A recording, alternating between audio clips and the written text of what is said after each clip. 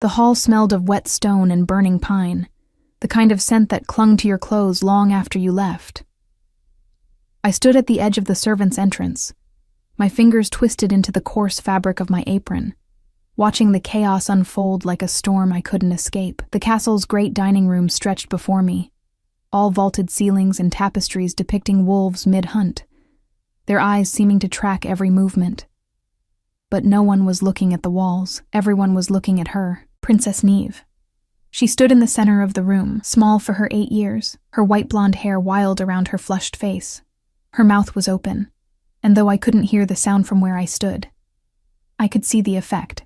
Servants stumbling backward, the head housekeeper pressing her hands to her ears, even the guards at the door wincing. The child's fury was a physical force, her whole body trembling with it. I'd been at Thornmere Castle for 3 days.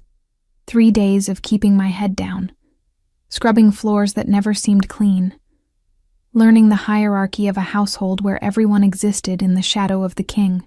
3 days of wondering if I'd made a terrible mistake leaving the quiet safety of the southern villages for this.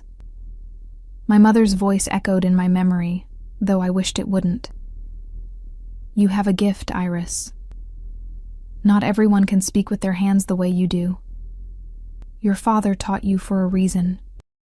My father, who'd lost his hearing in a mining accident when I was 6, who'd invented his own language of gestures and expressions because the world wouldn't slow down for him, who'd taught me that silence wasn't emptiness. It was just another way of being full. But here, in this castle of wolves and power, what good was any of that? The princess screamed again. I could tell by the way her chest heaved, the way her small fists clenched at her sides. A ceramic plate shattered against the floor. The head housekeeper, Margot, a stern woman with iron-gray hair, turned to bark orders at the younger servants. I caught fragments. Useless. Cursed. The king will hear of this. No one approached the child. I should have stayed where I was. I was the newest, the lowest, invisible in my plain gray dress, with my pale hair tucked severely under my cap. But something in the princess's face stopped me. Not the anger, but what lay beneath it. I'd seen that look before, in my father's eyes during the first months after the accident. The desperate frustration of being trapped inside yourself, of having words that no one could understand. My feet moved before my mind could catch up. I crossed the dining hall, aware of every eye turning toward me, feeling the weight of their confusion and judgment.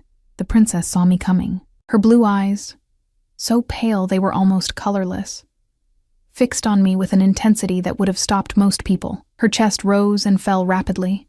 Her small body coiled like a spring about to snap. I knelt down, bringing myself to her level, close enough to see the tears tracking through the flush on her cheeks, close enough to smell the lavender soap they used in the royal quarters. The room had gone quiet in a different way now, the kind of silence that precedes either disaster or revelation. Slowly, carefully, I raised my hands. I touched my fingers to my chest. I then opened my palms upward in a gesture of openness, of receiving. I'm listening. The princess froze. For a long moment, she just stared at my hands, her expression cycling through confusion, suspicion, and something that might have been hope, but looked too fragile to name. Around us, I could feel the servants' shock, Margot's sharp intake of breath. But I kept my focus on Neve, on her eyes that were suddenly bright with more than just tears. She moved her hands hesitantly, clumsily, pointing to herself, then making a pushing motion, then pointing around the room with jerky, frustrated movements. It wasn't the same system my father and I had used, but I understood the essence. They don't understand me. They don't try. I nodded. Then I pointed to her, and touched my own eyes, then my heart. I see you.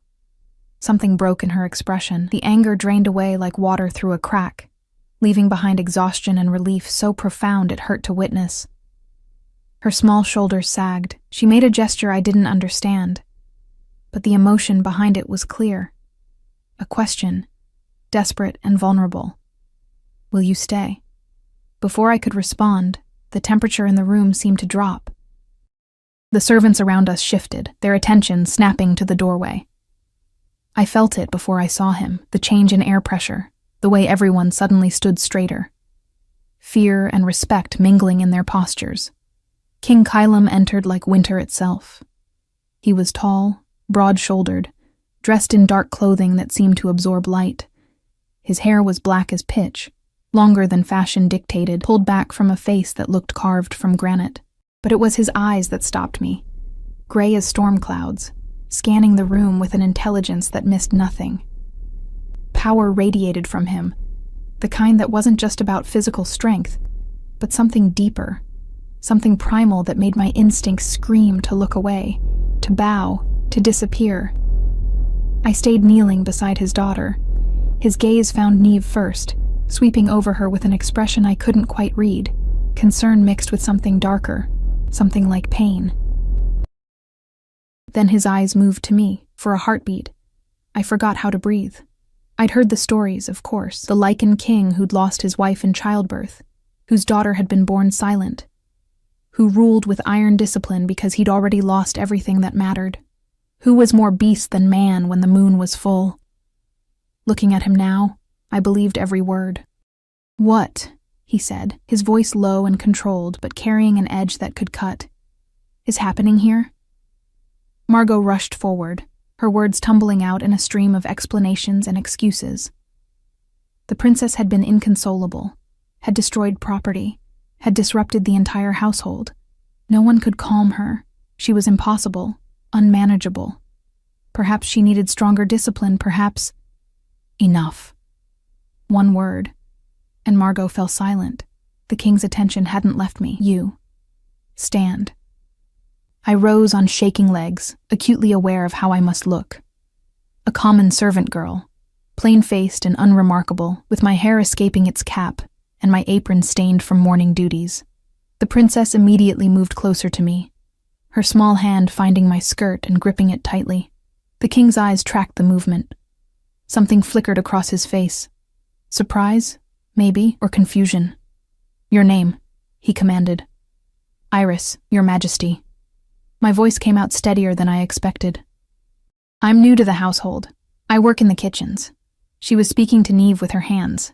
Margot interjected, her tone suggesting this was somehow scandalous, making gestures like some kind of signing. I interrupted, then immediately regretted my boldness. But the king's gaze sharpened with interest rather than anger. It's a way of communicating without sound, Your Majesty. My father was deaf. He taught me." The silence that followed felt endless. The princess's grip on my skirt tightened. King Kylam took a step closer, and I had to force myself not to retreat. Up close, he was even more intimidating.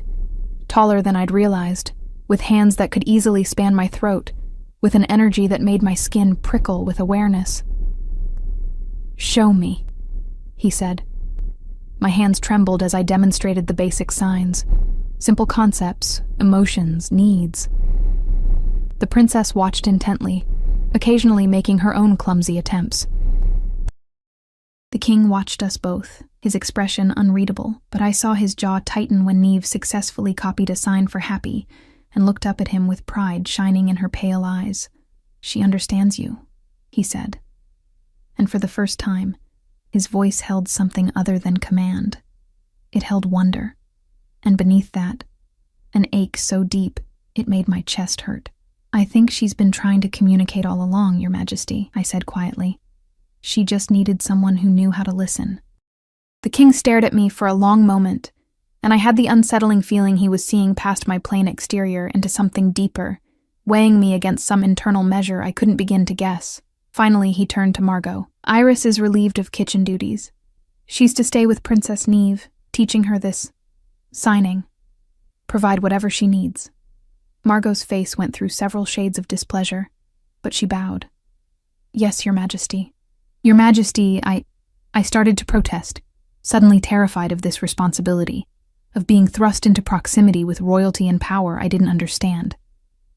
His gaze cut back to me, and the words died in my throat. "My daughter hasn't been calm in anyone's presence for months. You will stay with her. That's not a request." Before I could respond, he turned and left the way he'd come, his departure somehow more dramatic than his arrival. The room seemed to expand in his absence, sounds returning gradually, whispers, the shuffle of feet, Margot's muttered complaints about the order of things being disrupted, but I barely noticed. I was looking down at Princess Neve, who was smiling for the first time since I'd seen her. A real smile, small and tentative, that transformed her entire face. She made a sign, uncertain, but clear enough. "Thank you." I smiled back, ignoring the weight of Margot's glare on my back, ignoring the uncertain future that stretched before me. For now, in this moment, I'd done something right. I'd reached across the silence and found someone on the other side. I didn't know yet how completely that single act would unravel and rebuild everything I thought I knew about courage, about love, about the space between being invisible and being seen. But I would learn. The weeks that followed blurred together like watercolors in rain, each day bleeding into the next with a rhythm I'd never experienced before. My tiny room in the servants' quarters, barely large enough for a narrow bed and a washstand, became a place I only visited to sleep. The rest of my time belonged to Neve. We started in the library, a vast room of leather and parchment, where afternoon light filtered through tall windows, casting everything in amber. I'd never seen so many books in my life. In my village, we'd had perhaps a dozen volumes shared among all the families. Here, they lined the walls from floor to ceiling, their spines embossed with gold lettering I could barely read. Neve would sit cross-legged on the thick carpet, her white blonde hair catching the light, while I taught her the language my father had given me. At first, her movements were frustrated and clumsy, her small fingers stumbling over signs, her face crumpling when she couldn't make me understand. But she was clever, sharper than anyone had given her credit for. Within days, she could sign basic needs: hungry, tired, angry, scared. The scared one she used often. "Who frightens you?" I asked one afternoon, my hands moving slowly so she could follow. We'd been working for hours, and the autumn sun was beginning its descent, painting the library in shades of copper and rust. She hesitated, then pointed toward the window, toward the training grounds visible below, where the king's personal guard practiced with weapons that gleamed like captured starlight. I could see figures moving in formation, hear the distant clash of steel even through the thick glass. "Your father?" I asked gently. She shook her head violently, then made a series of signs I'd taught her for different. Change, monster. Her pale eyes were wide, and I understood then what the servants whispered about in the kitchens late at night. The transformation, the full moon, the beast that walked in the king's skin. I took her small hands in mine, waiting until she met my eyes. "He would never hurt you," I signed, though I had no way of knowing if this was true. "You're his daughter, his heart." She looked at me with such desperate hope that I felt the weight of my words, the responsibility of them. What did I know of Lycan Kings and their nature? What right did I have to promise safety in a world where I was still learning the rules?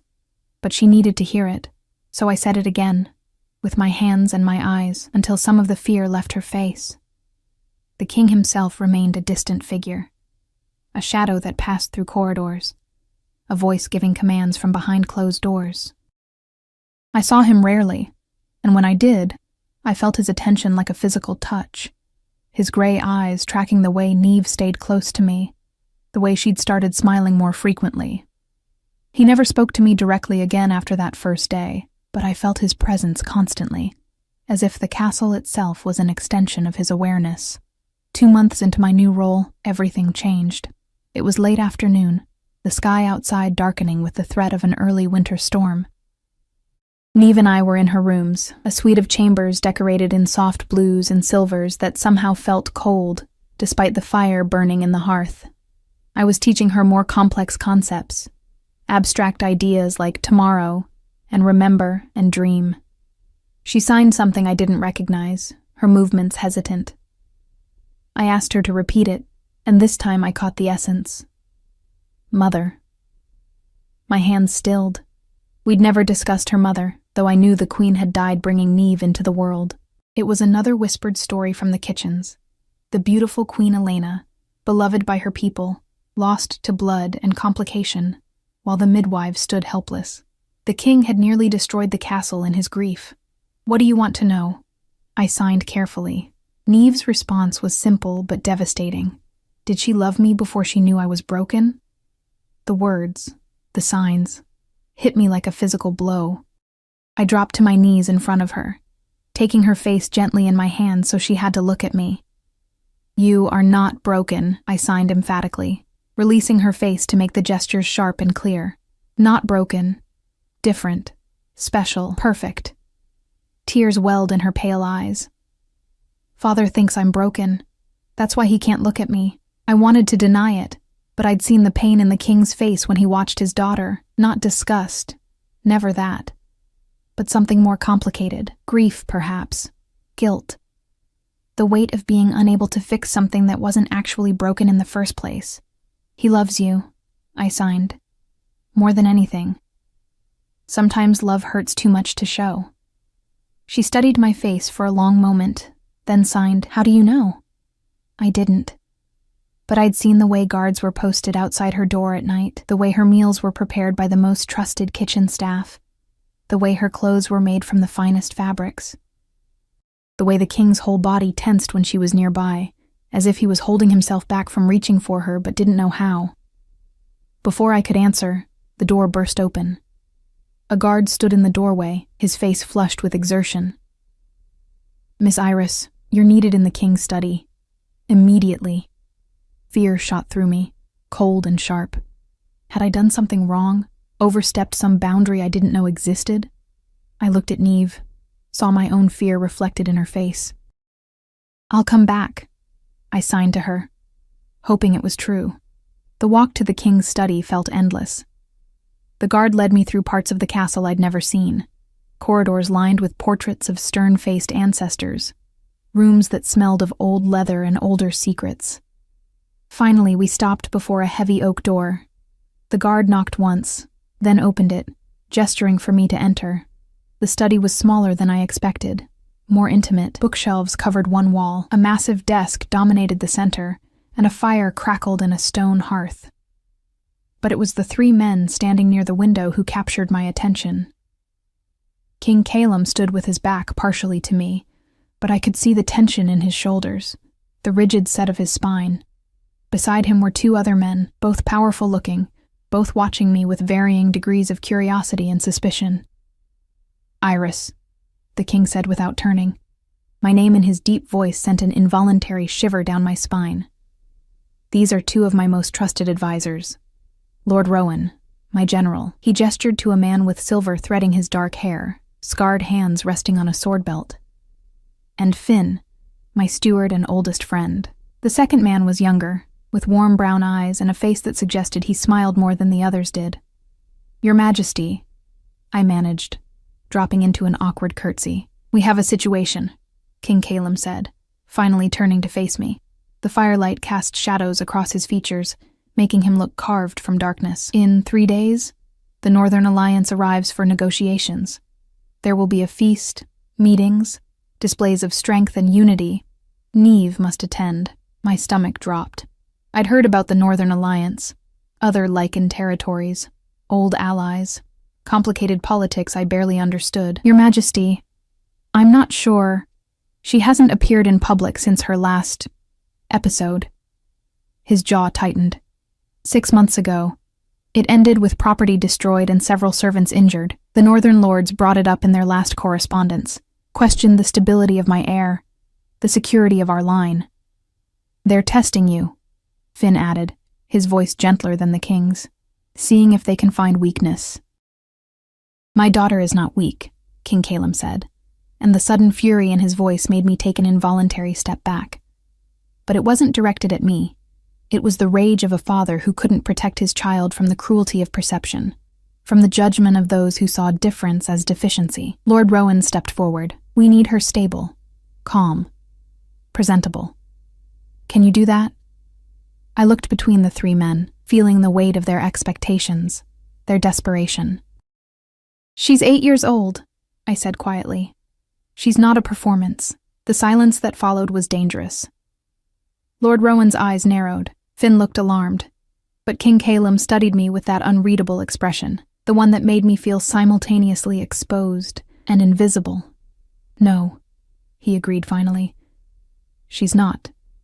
She's a princess, my daughter. And she needs to be there, showing those northern wolves that this kingdom is strong, that its future is secure. He moved closer, and I forced myself to hold my ground. You've taught her to communicate. Now teach her to endure. She can endure, I said, surprised by the firmness in my own voice. She already has. Every day she wakes up in a world that doesn't understand her, she endures. What you're asking is for her to perform that endurance for strangers. Yes, King Calum said simply. That's exactly what I'm asking. I thought of Neve's small face, the trust in her eyes, the way she'd asked if she was broken. She'll need me with her. During the feast. Lord Rowan made a sound of protest. A servant at the high table? Impossible. Then make it possible, I said, addressing the king directly, ignoring the way my heart hammered against my ribs. If you want her calm, if you want her to feel safe enough to be in that room, I need to be there, where she can see me. The three men exchanged glances. Some silent communication passed between them, the kind that came from years of friendship and warfare. Finally, Finn smiled slightly. She's brave, this one. Or foolish. Both, probably, King Calum muttered, but I caught something in his expression. A flash of respect, maybe, or approval. Fine. You'll attend the feast. Margot will find appropriate clothing. You'll sit near Neve, close enough to help if needed. He stepped even closer. Close enough that I could smell pine and smoke and something wild. But understand this. If she loses control, if she causes a scene, the consequences will be severe, not just for her reputation, but for the kingdom's stability. These northern lords are looking for any excuse to question my leadership, to suggest the southern territories would be better under their protection. She won't lose control, I said, though I had no way of guaranteeing it. You sound very certain. I am. I met his eyes. Those storm-gray depths that seem to contain both threat and vulnerability, because she's not broken. She never was. She just needed someone to speak her language. Something shifted in his face, a crack in the granite, brief but unmistakable. For a moment, I saw past the king to the man beneath, the father who'd watched his daughter suffer and hadn't known how to help. The grief was so raw, so unexpected, that I almost looked away, but I didn't. I held his gaze, let him see that I understood, that I knew what it cost him to ask for help, to admit his own limitations. 3 days, he said finally, stepping back. Prepare her. I was dismissed. I turned toward the door, but his voice stopped me. Iris. I looked back. Thank you. The words sounded rusty, as if he didn't use them often, foreseeing what others couldn't. I nodded, not trusting my voice, and fled before he could see how his gratitude had shaken me far more than his commands ever could. The 3 days passed like a held breath. Tense, suspended, inevitable. I spent every waking moment with Neve, preparing her not just with signs and words, but with something deeper. Confidence. The belief that she belonged in that hall, at that table, in this world that had tried so hard to make her feel otherwise. We practiced in her rooms first, then in the empty dining hall early in the mornings when the servants were still lighting fires and the castle was draped in pre-dawn quiet. I taught her how to sit with her spine straight, how to use utensils with the deliberate grace of someone who knew they were being watched. But more importantly, I taught her how to breathe through discomfort, how to find me in a crowd, how to sign discreetly under the table if she needed to communicate. You are Princess Neve, daughter of King Calum, heir to Thornmere, I signed to her on the morning of the feast. You are brave. You are strong. You are enough. She repeated the signs back to me, her small fingers growing more confident with each gesture. Then she added something new, something we'd been working on. You stay with me? Every moment, I promised. Margot had delivered a dress to my quarters the night before, a simple gown in deep forest green, far finer than anything I'd ever worn, but still modest enough to mark me as subordinate. When I put it on, the fabric whispered against my skin, foreign and uncomfortable. I'd never been someone who drew attention, never wanted to be. But tonight, I would be visible in a way that terrified me. The feast hall had been transformed. Long tables stretched the length of the room, laden with silver platters and crystal goblets that caught the light from hundreds of candles. Tapestries had been changed to display the kingdom's crest, a wolf rampant against a moon. The air was thick with the scent of roasted meat, spiced wine, and the underlying musk of lichens in close quarters. I'd never seen so many of them in one place.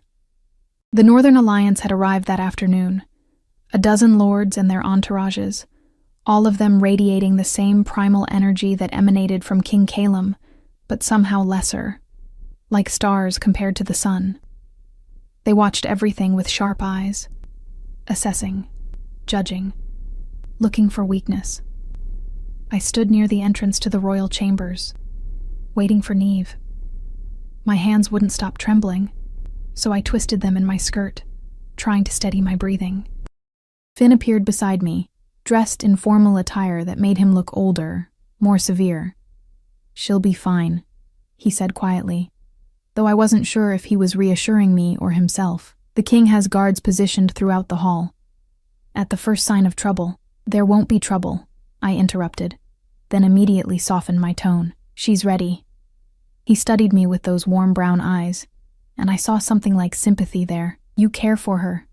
Really care for her." "She's easy to care for," I said.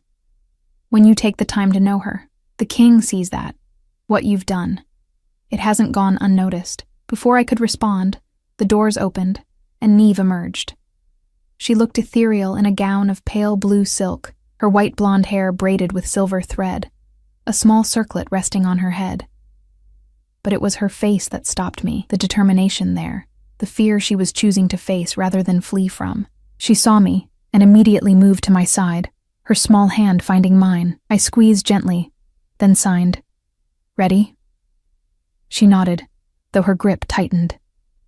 King Calum appeared behind her, and I felt the air change.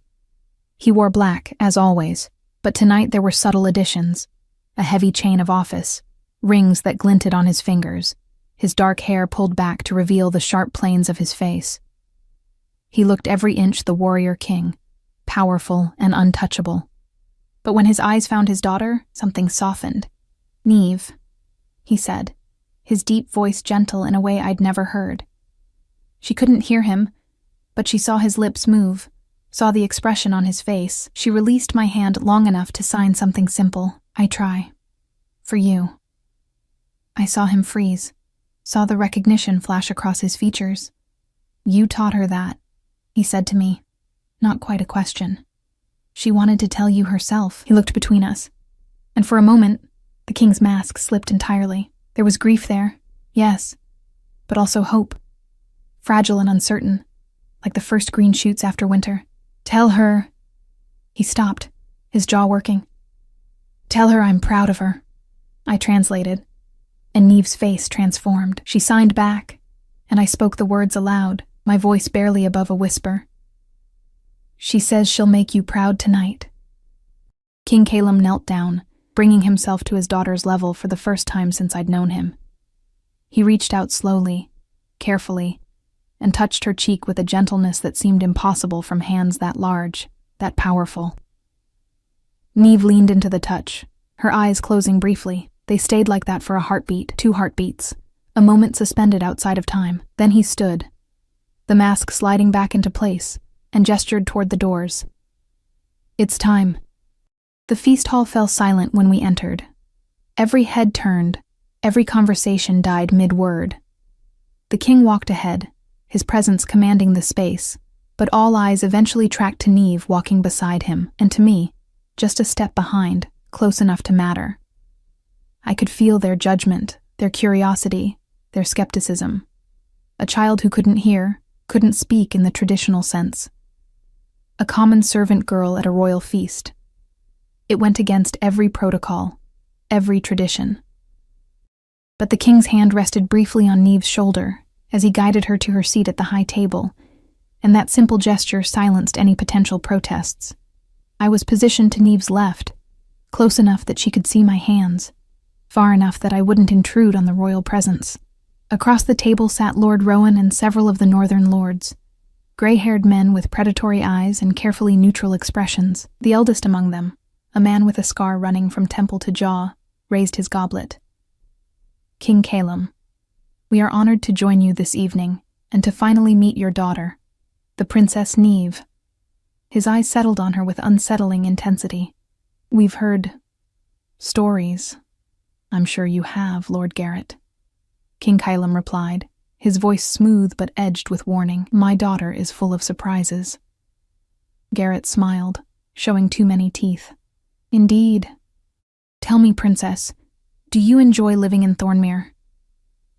The silence that followed was deadly.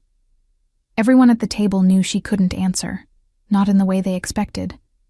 I saw the trap being laid, make the child uncomfortable, expose her differences, question whether she was fit to eventually rule. But Neve didn't panic. She looked at me, and I signed the question. Then she turned to her father and made a series of gestures, clear, deliberate, graceful. I spoke them aloud, my voice carrying across the suddenly attentive hall. She says Thornmere is home, the mountains protect us, the people are strong. She's proud to be daughter of this land. Murmurs rippled through the crowd. Garrett's smile faltered. And who speaks for the princess? Some servant girl? Iris is my daughter's companion and translator, King Calum said. And though his tone remained even, I felt the threat beneath it. She has my complete trust. How convenient, another northern lord interjected, younger than Garrett but with the same calculating eyes. A translator who speaks whatever the king wishes to hear. Before anyone could respond, Neve moved. She pushed back from the table slightly and began to sign, not to me, but to everyone, her hands moving in the candlelight with confidence and precision. She signed for perhaps a minute, her pale eyes fierce, her small chin lifted. The hall was silent. Every eye was on her. And when she finished, she looked at me expectantly. My throat was tight, but I forced the words out clearly. She says, I cannot hear your voices, but I see your faces. I see doubt. I see those who think I am weak because I am different. My father taught me that a true leader doesn't need the loudest voice. They need the clearest vision. I may be young and I may be silent, but I see everything, and I will remember who stood with my father and who questioned him when he needed unity most. The silence stretched. Then, from somewhere down the table, someone began to clap. Slow, measured applause. Finn. It was picked up by others, spreading through the hall until even some of the northern lords were joining in, though their expressions ranged from impressed to irritated. King Calum looked at his daughter with undisguised pride, and I saw several lords marking that expression, recalculating their strategies. Garrett recovered first, raising his goblet again. The princess has spirit, just like her father. It could have been a compliment or a veiled insult, but the moment had shifted. The feast continued, and I began to breathe again. But as the evening wore on, as wine flowed and conversations grew louder, I noticed things. The way Lord Garrett's eyes kept returning to Neve, assessing. The way he leaned close to his companions, whispering. The way his hand never strayed far from the knife at his belt. Something was wrong. I touched Neve's arm gently, waited until she looked at me. Are you well? I signed. She nodded, but I saw the exhaustion in her eyes, the way her small shoulders had begun to sag. She'd been performing for hours, being watched and judged and tested. She signed something quick. Tired? Want to leave? I glanced at King Calum, caught his eye. He read the situation immediately and stood, drawing all attention to himself. Lords and ladies, my daughter has honored you with her presence, but she's still a child who needs rest. Princess Neve will retire for the evening. Neve stood gracefully, signed a formal farewell that I translated, then began to move toward the exit. I rose to follow, but King Calum's hand on my arm stopped me. Stay with her, he said quietly, for my ears only. Don't leave her side. Not tonight. There was something in his voice that sent ice through my veins. Your Majesty? Rowan will escort you both. Trust him as you trust me. Before I could ask more, Lord Rowan appeared, his scarred hand resting casually on his sword hilt. This way, ladies. We left the feast hall, Neve between us, walking through corridors that seemed darker than usual despite the torches. The sounds of the feast faded behind us, replaced by our footsteps and the distant howl of wind against stone. We were halfway to Neve's chambers when I heard it. Footsteps behind us, moving too quickly, too deliberately.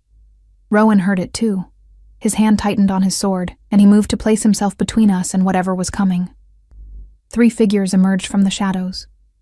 Northern guards, their faces hard, their intentions unclear, but their presence all wrong. "Lord Garrett sends his compliments," one of them said, his accent thick. "He wishes to speak with the princess, privately." "The princess is retiring," Rowan replied, his voice like gravel. "Any requests should go through the king." "The king is occupied.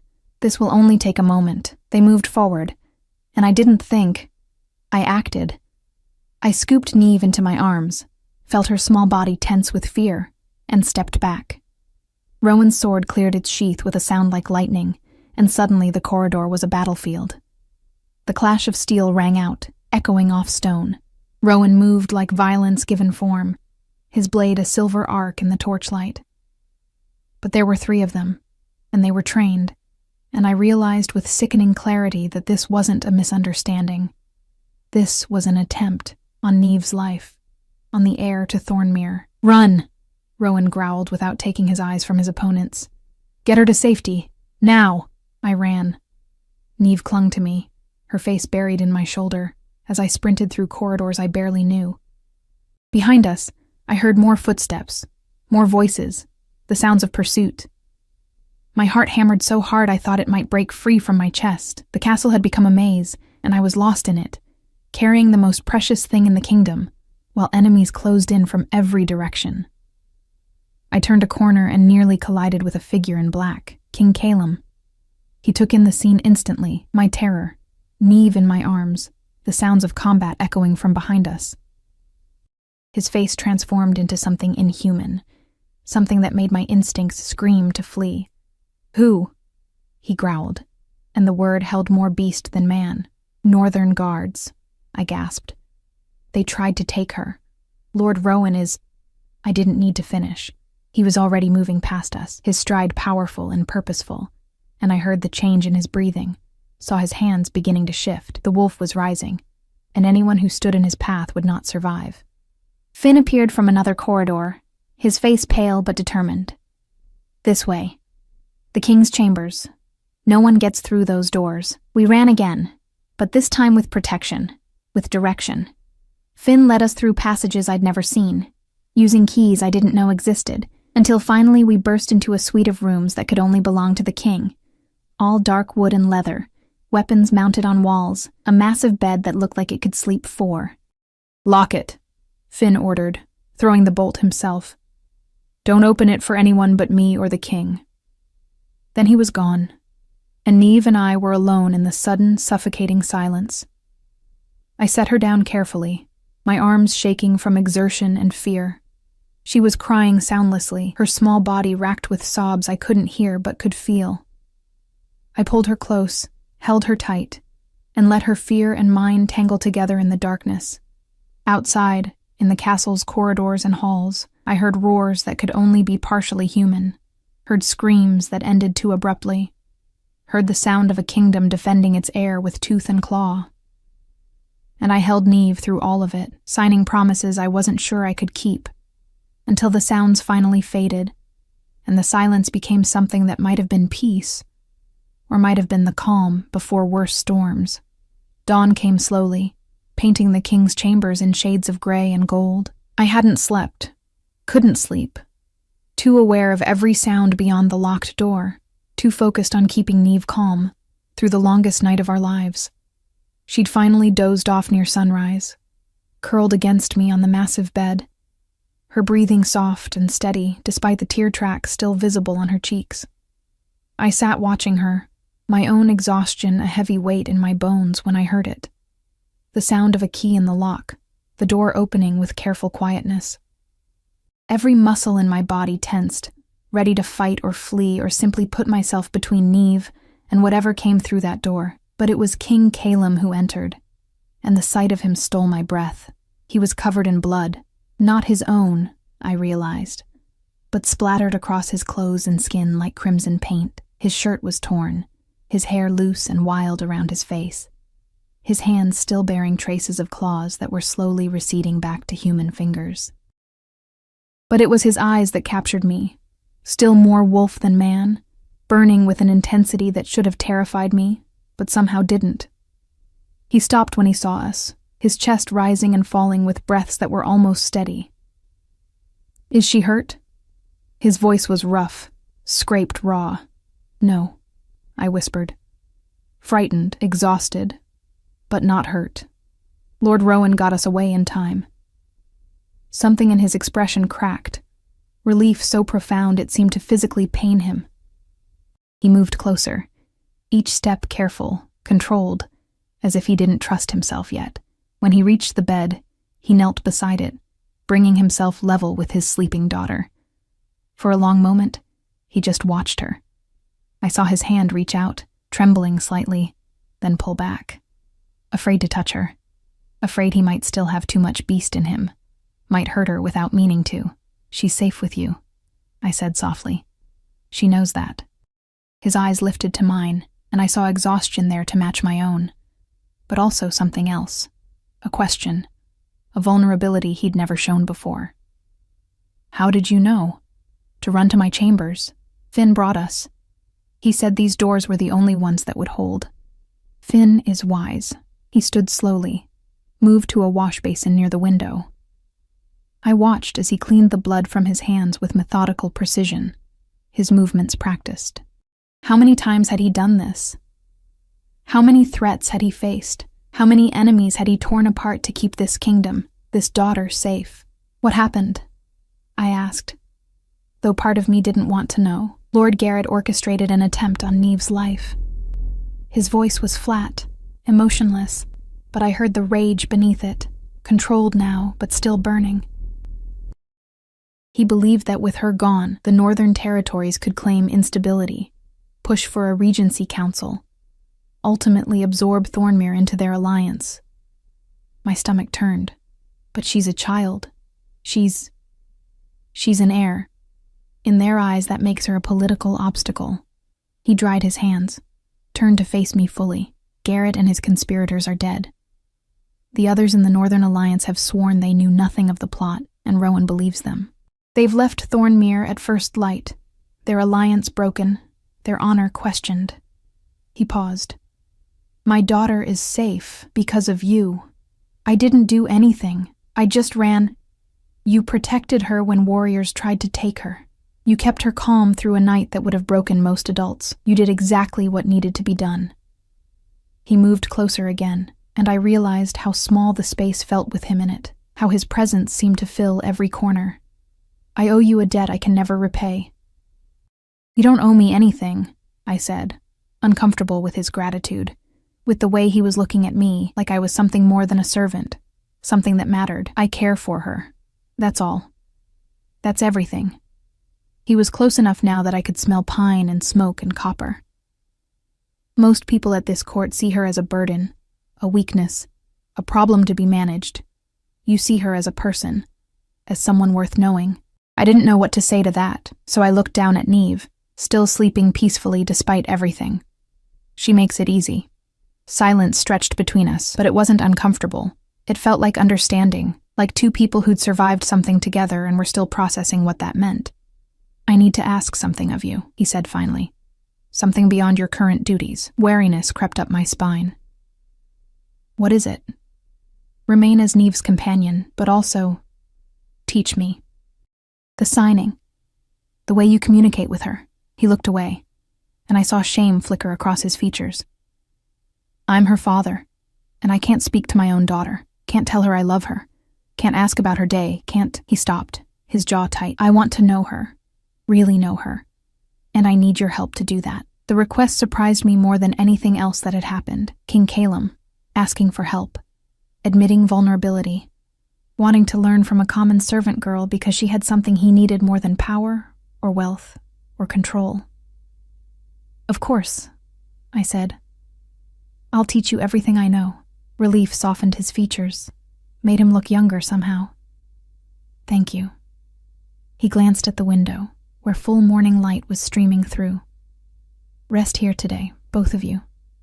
The castle is secure, but I want you somewhere I know is safe. I'll have food sent up."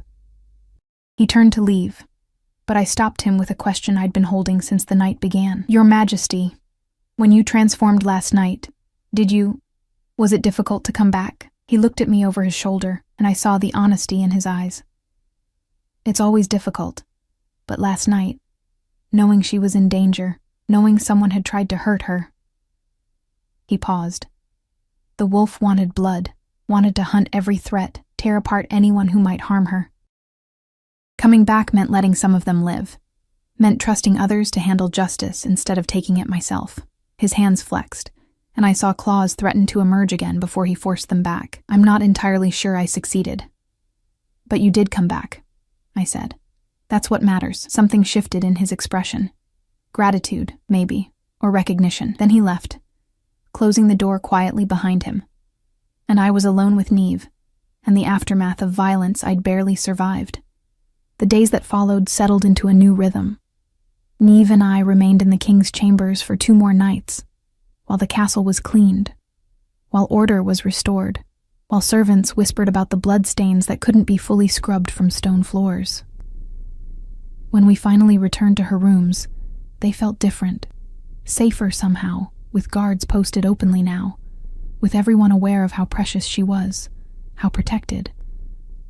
But the biggest change was King Calum. He came to Neve's chambers every evening after his council meetings, still dressed in the formal attire of leadership, and sat with us for an hour. At first, his hands were clumsy, his frustration evident, as he struggled with signs that Neve had mastered weeks ago. But he persisted, practicing the same gestures over and over until they became smooth, natural. I watched father and daughter slowly learn to speak to each other, and it was like watching ice melt after a long winter. Neve's face would light up when he signed something correctly. He'd smile, actually smile, when she taught him a new word. They started with simple things. "How are you?" "I'm well." "What did you learn today?" But gradually the conversations deepened. He told her stories of her mother, using signs and my voice to translate. And Neve learned that Elena had been fierce and kind, and had wanted her daughter more than anything. Neve told him about her fears, her dreams, the way the world felt when everyone looked at you but no one really saw you. One evening, about a month after the attempt on her life, Neve signed something that made King Calum go very still. I translated hesitantly. "She wants to know if you were ever afraid that she wouldn't love you back, because you waited so long to try to speak with her." He looked at his daughter for a long moment, and I saw the careful mask he wore for the world slip away entirely. "Every day," he signed, his movements slow but clear. "I was afraid you'd see me as the father who failed you, who didn't know how to reach you when you needed him most." Neve reached out and took his large hand in her small ones, then signed with her free hand. "You're here now. That's what matters." I had to look away as tears blurred my vision. The king cleared his throat roughly, then signed, "Your mother would be proud of you. I am proud of you." That night, after he'd left, and I was settling Neve into bed, she signed something to me. "Thank you for bringing him back to me." "You brought him back," I corrected.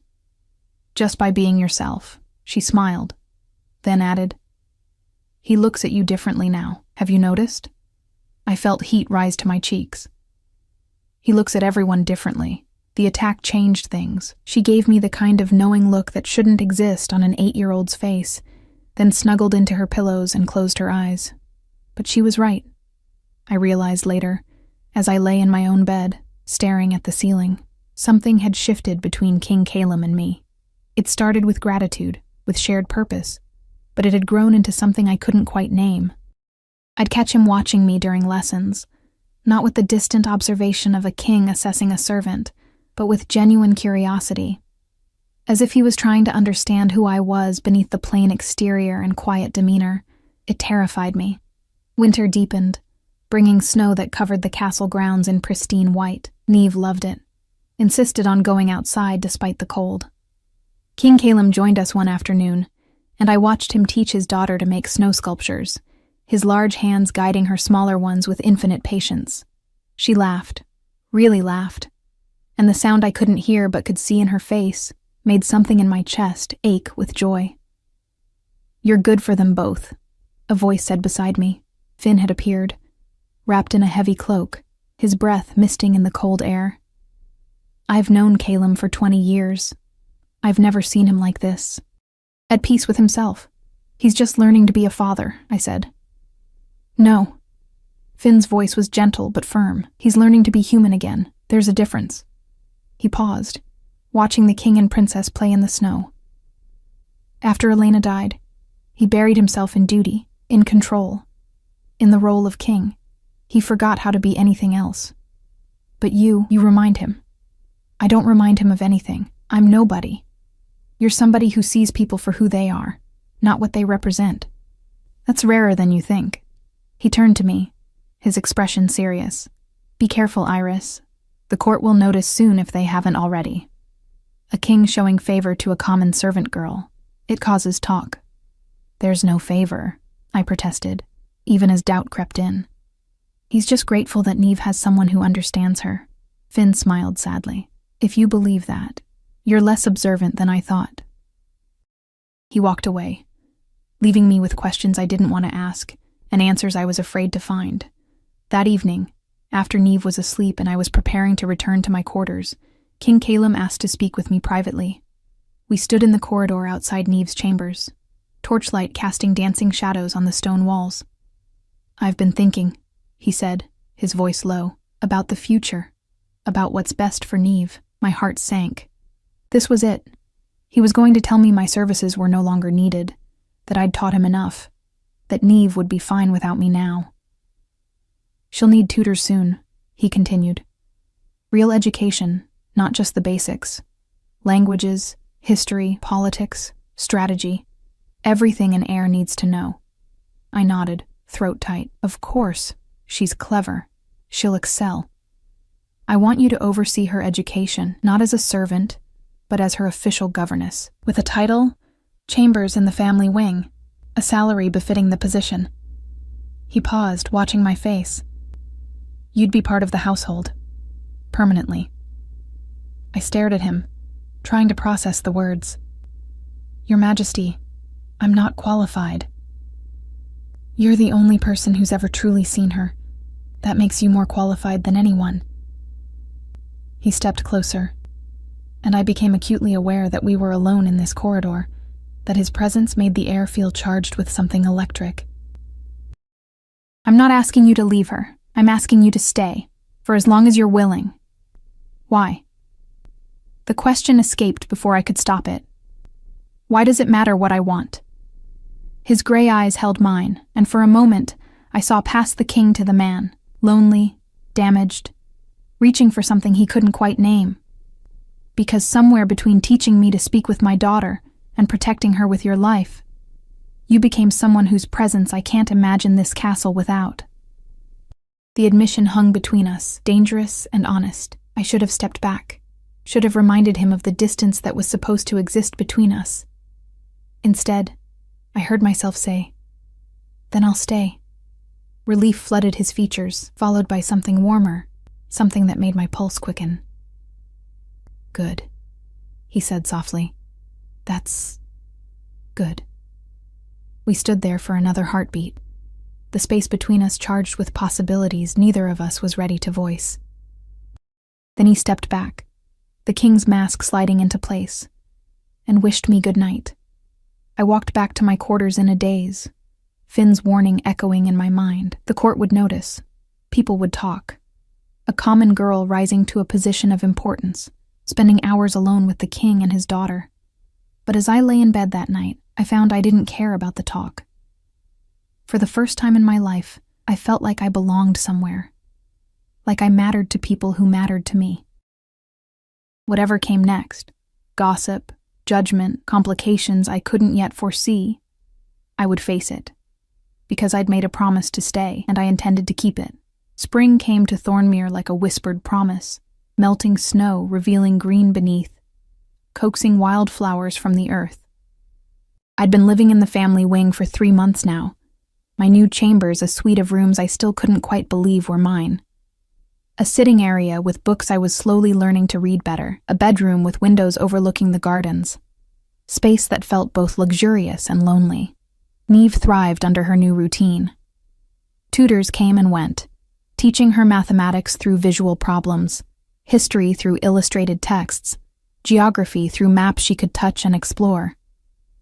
But I remained her constant, translating when needed, advocating when tutors grew frustrated, celebrating every small victory. She was brilliant, I realized, her mind sharp and quick, hindered only by others' inability to communicate effectively. But it was my evolving relationship with King Calum that consumed my thoughts during quiet moments.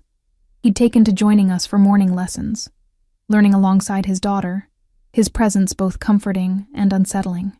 I'd catch him watching me explain a concept, his gray eyes thoughtful, and feel heat creep up my neck. Sometimes our hands would brush when reaching for the same book, and the contact felt electric, significant in ways I didn't want to examine too closely. The court had indeed noticed. Whispers followed me through corridors. Speculation about the common girl who'd risen so far, so fast. Some servants treated me with new deference that felt unearned. Others looked at me with barely concealed resentment.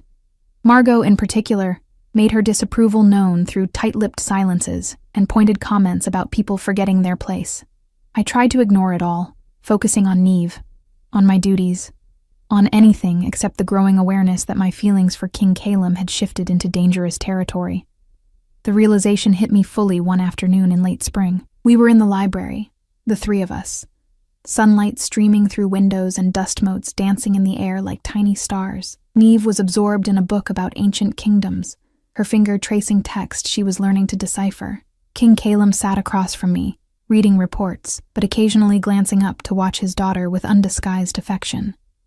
"She's happy," he signed to me, the gesture smooth now after months of practice. I never thought I'd see her like this. "She always had happiness in her," I signed back. "She just needed permission to show it." He smiled, a real smile that transformed his entire face, making him look younger, less burdened. "You have a gift for finding light in people." Before I could respond, Neve looked up and signed, "Can we go to the gardens? The roses are blooming." "Of course," King Calum signed. "I'll join you." We walked through the castle together, an unlikely trio that had somehow become natural. Guards nodded as we passed, servants stepped aside, and I tried not to think about how this looked. The king, his daughter, and me, moving through his domain like a family. The gardens were spectacular, explosion of color and scent that made Neve's face light up with joy. She ran ahead to examine a particularly vibrant cluster of roses, leaving her father and me walking more slowly behind. "Iris," he said, and the sound of my name in his deep voice always made something flutter in my chest. "I wanted to thank you for everything you've done, for Neve, for me, for," he paused, seeming to struggle with words, "for making this place feel like a home again instead of just a castle." "You don't need to thank me," I said, keeping my eyes on Neve to avoid meeting his gaze. "I'm just doing what anyone would know." His hand caught my arm gently, stopping me. I looked up at him, and the intensity in his eyes stole my breath. "Not anyone. You. Specifically you." He released me quickly, as if realizing the impropriety, but the damage was done. I could still feel the warmth of his touch, the way my skin tingled where his fingers had been. "Your Majesty." "Calum," he interrupted. "When we're alone like this, just use my name." It felt transgressive, dangerous, but also inevitable. "Calum," I said softly, testing the weight of it. "I think you should know. People are talking. Let them talk. It's not that simple. I'm a servant. You're the king. There are expectations, protocols. I don't care." The fierceness in his voice surprised me. I've spent years living by everyone else's expectations, doing what was proper, what was expected, and all it got me was loneliness and a daughter I couldn't speak to. He moved closer, close enough that I had to tilt my head back to maintain eye contact. "You changed that. You walked into my life and reminded me that connection matters more than propriety. That being seen matters more than being powerful." "Calum," I didn't know what to say, how to respond to the rawness in his admission. "I'm not asking for anything," he said quickly. "I know the position I'm putting you in, the complications. I needed you to know that you matter. to me. Not as a servant, not as Neve's governess, but as Papa. Neve's voice, the first time I'd ever heard her make a deliberate sound, wordless but clear, cut through the moment. We both turned to see her signing frantically, pointing toward the garden entrance. A woman stood there, elegant and poised in traveling clothes, her dark hair swept up in an elaborate style. She was beautiful, with sharp features and calculating eyes that swept over the scene before her. The king and I standing too close, the obvious intimacy of the moment she'd interrupted. "Lady Sienna," Calum said, his voice cooling instantly, distance reasserting itself. "I wasn't expecting you until tomorrow. Clearly." Her smile was polite but didn't reach her eyes. She glided forward, her attention settling on me with the precision of a blade. "And who is this?"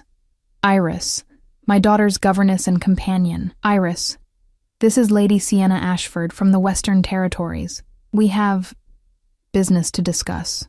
The way he said it made my stomach knot. This wasn't casual business. This was political, personal, complicated in ways I suddenly didn't want to understand. "How charming," Lady Sienna said, her tone suggesting she found it anything but. "Teaching the poor dear to communicate. How noble of you." I felt Neve tense beside me, saw her small hands curl into fists, but I kept my voice level. Princess Neve doesn't need teaching to communicate. She just needs people willing to listen. Lady Sienna's eyebrows rose. How passionate. "Calum, darling, perhaps we should discuss our arrangements. I've traveled a long way." The casual endearment made my chest tighten. Calum's jaw worked, but he nodded. "Of course. Iris, please take Neve inside. I'll join you both later for lessons." I wanted to protest, to demand explanations I had no right to ask for. Instead, I nodded, took Neve's hand, and led her back toward the castle. Behind us, I heard Lady Sienna's musical laugh, heard Calum's low response, and felt something crack inside my chest. "Who is she?" Neve signed once we were out of earshot. "I don't know," I admitted, "but I think we're about to find out." The answer came that evening at dinner. The court had been assembled in the Great Hall, rumors already spreading about Lady Sienna's arrival. I sat at a lower table with other household staff, close enough to see the high table, but far enough to feel the distance acutely. Lady Sienna sat beside King Calum, close enough that their shoulders nearly touched, speaking to him with the easy familiarity of someone who knew him well. Neve sat on his other side, her small face troubled, her eyes seeking mine across the crowded room. I signed reassurance to her, though I felt anything but reassured myself. Lord Rowan stood to make an announcement. "Lords and ladies, honored guests, King Calum has asked me to share news that will strengthen our kingdom and secure our future. Lady Sienna Ashford of the Western Territories has accepted the king's proposal of marriage. They will be wed at the summer solstice." The hall erupted in applause and congratulations. I felt the world tilt, felt my carefully constructed sense of belonging shatter like dropped glass. Of course. Of course he was getting married. He was a king. He needed a queen. He needed political alliances and heirs, and all the things a common servant girl could never provide. I looked at Neve and saw my own devastation reflected in her pale eyes. She signed frantically. No, I don't want her. I want—" She stopped. But I knew what she was going to sign. "I want you." Across the room, Calum's eyes found mine. I saw apology there, and pain, and resignation. This was duty. This was what kings did. What we'd had, whatever it was, had been a momentary dream, beautiful, but impossible. I stood abruptly, ignoring the curious glances, and fled the hall. I made it to my chambers before the tears came, great heaving sobs that I muffled against my pillow. Foolish. I'd been so foolish to think I could matter to someone like him, to think that connection and understanding could bridge the impossible distance between us. A knock at my door interrupted my breakdown. I wiped my face hastily, expecting a servant. Instead, Calum stood there, still dressed in his formal attire, his expression tortured. "Let me explain," he said. "You don't owe me an explanation. You're the king. You have duties. Stop." He entered without invitation, closing the door behind him. "Yes, I'm the king, and yes, I have duties.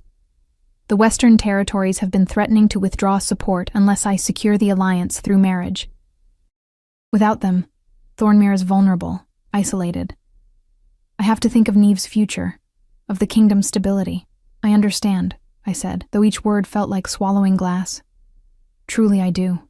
You're doing what you must. But I don't love her. The admission hung between us, raw and honest. I barely know her. She's politically advantageous, from the right family, approved by the council. Everything a queen should be. Then marry her, I said, fighting to keep my voice steady. Do your duty. And what about what I want? The anguish in his voice broke something in me. What about the fact that for the first time in 8 years, I felt alive again, that someone looked at me and saw past the crown, past the beast, past everything, and made me remember what it felt like to be human? Calum, please don't. I love you. The words fell like stones into still water, creating ripples that would change everything. I love the way you see people, the way you fought for my daughter, the way you're brave enough to challenge me, and gentle enough to heal wounds I didn't know I had. I love you. And I have to marry someone else, and it's destroying me. I stared at him, tears streaming down my face, unable to speak around the emotions choking me, because I loved him too, had loved him maybe from that first moment in the dining hall when he'd looked at his daughter with such desperate hope. But love wasn't enough. It had never been enough. You have to marry her, I whispered. For Neve, for the kingdom, for all the people who depend on you. I know. His voice broke. But I needed you to know that if I could choose, if I were just a man instead of a king, I would choose you. Every time, without hesitation. He left before I could respond, and I collapsed onto my bed, grieving for a future that had never really been possible, for a love that was real, but not enough to overcome the weight of crowns and kingdoms. The next weeks passed in a haze of pain. I continued teaching Neve, but Lady Sienna's presence poisoned everything. She was always there, always watching, making subtle comments about propriety and appropriate boundaries. She treated Neve with polite disdain, made no effort to learn signing, suggested that perhaps the princess would benefit from a more structured education at a boarding school. Kellum grew distant, his expression constantly strained. He still came to lessons, but the easy warmth between us had frozen into professional courtesy that hurt more than anger would have. Neve grew increasingly distressed. She stopped eating properly, stopped sleeping well, started having episodes again, not the violent screaming of before, but a quiet withdrawal that was somehow worse. She'd sign to me late at night, make her leave. Please make her leave. But I couldn't. No one could. The summer solstice approached with terrible inevitability. Wedding preparations consumed the castle. Flowers being arranged, guests arriving, everything building toward the moment when Calum would marry a woman he didn't love, and I would have to watch it happen. 3 days before the wedding, everything changed. I was with Neve in her chambers, trying to coax her to eat something, when Lady Sienna entered without knocking. Her expression was cold, calculated. "I think it's time we had a conversation," she said, "about your future here." I straightened, keeping Neve behind me protectively. "I'm Princess Neve's governess. My position was granted by the king. And soon I'll be queen, with the authority to revoke such appointments." She moved closer, her smile sharp. "Don't think I haven't noticed the way you look at him, the way he looks at you. It's inappropriate, unseemly, and it ends now. I've done nothing inappropriate. You exist inappropriately." Her mask slipped, revealing genuine malice beneath the polish. A common girl with pretensions above her station, making the king forget his duties, making his daughter dependent on you instead of learning proper behavior. You're a disruption, a complication. And once I'm queen, you'll be removed from this castle permanently. Neve pushed past me, signing furiously. Lady Sienna laughed. "Look at her, making her little hand gestures. That's what you've taught her, to be even more of a spectacle than she already is. A proper governess would have taught her dignity, acceptance of her limitations." The words were designed to wound, and they succeeded. I saw Neve's face crumple, saw the progress we'd made start to unravel. "Get out," I said, my voice low and dangerous. Now, you can't order me. She said leave. Calum stood in the doorway, and the fury emanating from him was palpable. Now. Lady Sienna's eyes widened. Calum, I was just trying to establish boundaries. By attacking my daughter? By threatening someone under my protection? He moved into the room, and I saw his hands trembling with the effort of controlling his transformation. Get out of my sight before I forget you're a guest. She fled, her composure shattered. Calum looked at Neve, who immediately ran to him, burying her face against his chest. He held her tightly, signing apologies over her head while meeting my eyes. I can't do this, he said. I can't marry someone who would hurt her like that, who sees her as defective instead of extraordinary. You have to, I said miserably. The alliance... There are other alliances, other ways to secure the Western territories. He pulled back enough to look at Neve. Signed, I'm sorry. I was trying to do what was right for the kingdom, but I forgot to do what was right for us, for you. Neve signed back. Don't marry her, please. I won't, he promised. Then his eyes found mine. I won't marry someone I don't love when the person I do love is standing right here. My heart stuttered. Calum, we discussed this. I'm not royal, highborn, politically advantageous, he smiled sadly. No, you're not. But you're brave, compassionate, strong. You protected my daughter with your life. You taught me to speak to her, to see her, to be a father instead of just a king. You make me want to be better than I am. He moved closer, still holding Neve. The council will object. The court will gossip. Some territories may withdraw support. But I've realized something. If I sacrifice my daughter's happiness and my own for political advantage, what kind of kingdom am I building? What kind of man am I? You're asking me to be queen, I whispered, barely believing it. I'm asking you to be my wife. To be Neve's mother in truth. To stand beside me not because of bloodlines or alliances, but because we choose each other. He paused. If you want that.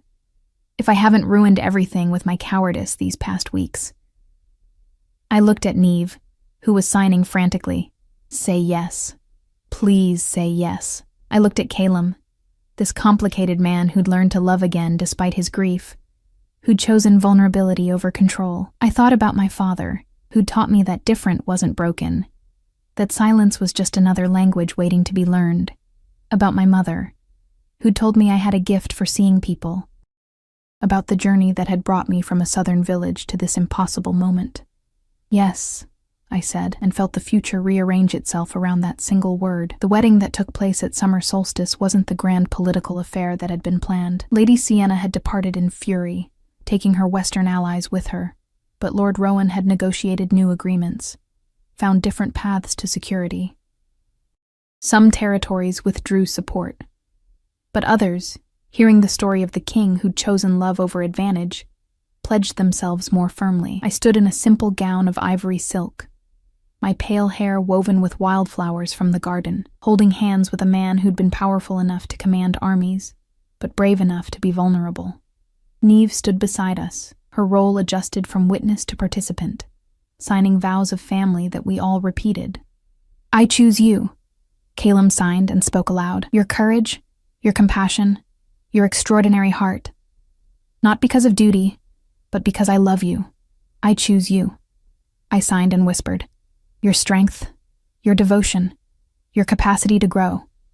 Not because of your crown, but because I love you. And Neve signed. I choose both of you. My family. The kingdom adjusted. Some never accepted me, a common girl who'd risen too far, too fast. But others saw what Calum saw. That love and understanding built stronger foundations than political marriages ever could. That a queen who'd been a servant understood her people in ways nobility never would. Years passed.